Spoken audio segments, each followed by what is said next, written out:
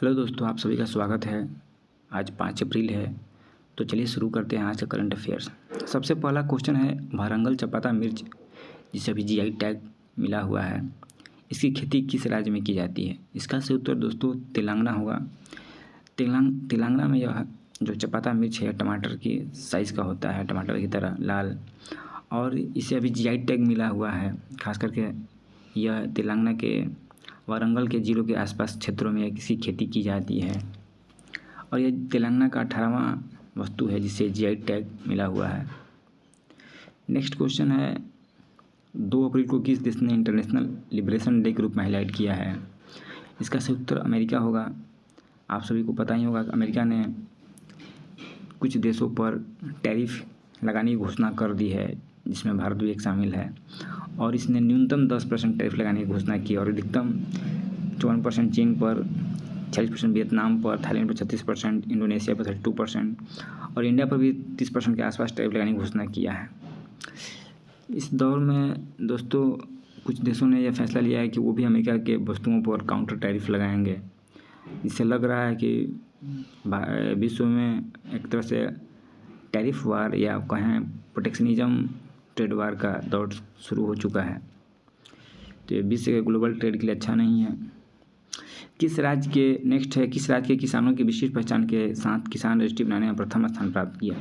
इसका सही उत्तर राजस्थान होगा। राजस्थान में 73 लाख किसानों ने किसान रजिस्ट्री करवा करके प्रथम स्थान प्राप्त किया है और इससे जो किसान सम्मान निधि योजना है वो डायरेक्ट किसानों के खाते में इससे मदद मिलेगी। नेक्स्ट है दोस्तों, बाकू से बेलेम रोड मैप जलवायु वित्त पोषण योजना किस कॉप में शुरू किया गया था? इसका सही उत्तर दोस्तों कॉप 29 होगा। कॉप दोस्तों कॉन्फ्रेंस ऑफ पार्टीज होती है।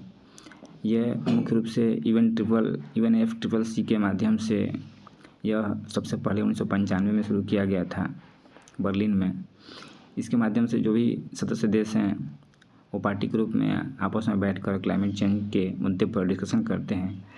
तो जो इसका कॉप 29 का जो बैठक हुआ था वो अजरबैजान की राजधानी बाकू में हुआ था और जो कॉप 30 होने वाला है वो 2025 में नवंबर में ब्राज़ील के बेलम शहर में होने वाला है।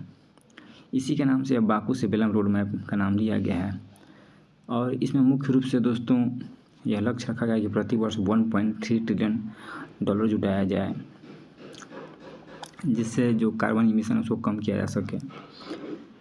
नेक्स्ट है दोस्तों, बीमस्टेक मीटिंग के दौरान किस देश के प्रधानमंत्री ने भारतीय प्रधानमंत्री को पाली में त्रिपिटक की एक प्रति भेंट की?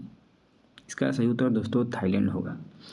थाईलैंड के प्रधानमंत्री ने मोदी जी को एक त्रिपिटक की प्रति भेंट किया है। त्रिपिटक दोस्तों इसमें 3 ग्रंथ शामिल किए जाते हैं। ये बौद्ध धर्म ग्रंथ हैं और इसमें पहला है विनय पिटक, जिसमें जो संघ में जो साधु संत मठवासी रहते हैं उनके लिए आचार विचार नियम कानून इसमें शामिल किए गए हैं। सुत्त पिटक है, इसमें बुद्ध के शिक्षाओं और उपदेशों को शामिल किया गया है और अभिधम्म पिटक में इसमें दर्शनों से बौद्ध धर्म के जो दर्शन हैं उससे संबंधित है। ये एग्जाम में पूछता है दोस्तों। नेक्स्ट है, हाल ही में कांचा गाचिबोली चर्चा में किस राज्य में स्थित है? इसका भी उत्तर तेलंगाना होगा दोस्तों। तेलंगाना कांचा गाचिबोली एक एरिया है, एक जंगल का एरिया है जिसे साफ़ करके वहाँ पर डेवलपमेंट का कार्य किया जा रहा है और यह मुद्दा सुप्रीम कोर्ट में चला गया है। सुप्रीम कोर्ट ने इससे कड़ा रुख अख्तियार किया है और बोला है कि डेवलपमेंट के नाम पर पर्यावरण को मिनिमाइज करना कहीं से भी अच्छा नहीं है। तो यह चर्चा में रहा है कांचा गाचिबोली। नेक्स्ट है, उस मिशन का नाम क्या है जिसके लिए group captain Shubhanshu Shukla ISS की अपनी यात्रा के दौरान पायलट होंगे? इसका सही उत्तर एक्जियोम 4 मिशन होगा दोस्तों।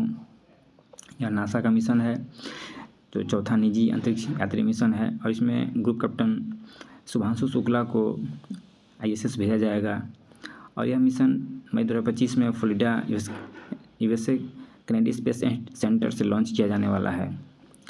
ग्रुप कैप्टन शुभांशु शुक्ला को गगनयान मिशन के लिए भी दोस्तों चुना गया है। ये 4 अंतरिक्ष यात्रियों में से एक अंतरिक्ष यात्री ये भी होंगे जो अंतरिक्ष में जाएंगे और अंतरिक्ष से वापस आएंगे। नेक्स्ट है दोस्तों, शून्यकाल का अनुमानित आरंभ समय क्या है जिसके कारण इसे यह नाम मिला है? तो सही उत्तर 12 PM होगा दोस्तों 12 बजे दोपहर में शून्यकाल शुरू होता है। और अब ये चर्चा में इसलिए रहा कि अभी जो वक्फ बोर्ड बिल पेश किया गया था, इसमें अभी तक 202 सांसदों ने इस समय क्वेश्चन किया है, जो एक रिकॉर्ड है। तो शून्यकाल को हम थोड़ा जान लेते हैं दोस्तों। यह है प्रश्नकाल और कागजात रखने के तुरंत बाद का समय, यानी प्रश्नकाल के बाद का समय शून्यकाल होता है। और यह मुख्यतः दोपहर 12 बजे के आसपास शुरू किया जाता है। इसमें कोई भी मामला उठाने के पहले जो अध्यक्ष हैं उसको नोटिस देना पड़ता है, और अध्यक्ष की सहमति के बाद, निर्णय लेने के बाद ही कोई मुद्दा उठाया जाता है।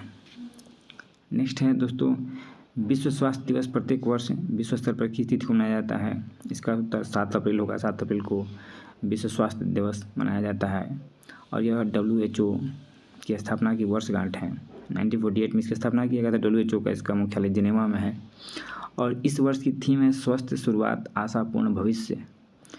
तो ये मुख्य रूप से मातृ और नवजात शिशु के स्वास्थ्य पर प्रकाश डालती है इस बार की थीम। नेक्स्ट है दोस्तों national payments corporation of India NPCI के नए जो कार्यकारी निदेशक हैं, इस पर किसे नियुक्त किया गया है? इसका सही उत्तर सोहनी राजोला होगा। इन्हें NPCI के निदेशक पद पर नियुक्त किया गया है। नेक्स्ट है नवीनतम रिपोर्ट के अनुसार अंकटाड के वैश्विक फ्रंटियर टेक्नोलॉजी के रूप में तत्परता सूचकांक में भारत की रैंक क्या है? तो भारत का रैंक 36वां है। पिछली बार 48 रैंक था। तो ये अंकटाड की जो वैश्विक फ्रंटियर टेक्नोलॉजी तत्परता सूचकांक है, ये अंकटाड के द्वारा रिपोर्ट जारी किया जाता है, इंडेक्स जारी किया जाता है। और इसमें उभरती हुई जो टेक्नोलॉजियाँ हैं, जैसे AI हो गया, नैनो टेक्नोलॉजी हो गया, इसमें भारत का प्रदर्शन अच्छा रहा है, जिससे इसके रैंकिंग में सुधार हुआ है। और इसका रैंकिंग 170 देशों में से 36 स्थान पर है। तो आज के करंट अफेयर्स में दोस्तों इतना ही था। Thank you.